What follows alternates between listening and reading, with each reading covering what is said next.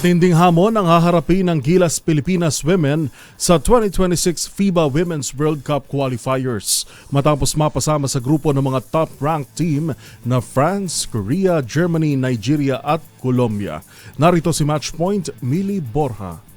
Sasabak sa matinding kompetisyon ng Gilas Pilipinas Women sa paparating na 2026 FIBA Women's World Cup qualifiers matapos mailabas ang draw nitong Martes, October 7. Napasama ang Pilipinas sa grupo ng mga bigatin sa basketball kung saan kakalabanin nito ang world number 3 France, number 15 Korea, number 12 na Germany, number 8 na Nigeria at number 19 na Colombia. Bilang ranked number 39 sa mundo, umaasa ang Gilas na makakuha ng isa sa dalawang slot sa Lionville Brand Group upang makapasok sa World Cup matapos ang kanilang top 6 finish sa 2025 Women's Asia Cup. Para sa MBC TV Network News, ito si Mili Borja ng DZRH TV, una sa Pilipinas, una sa Pilipino.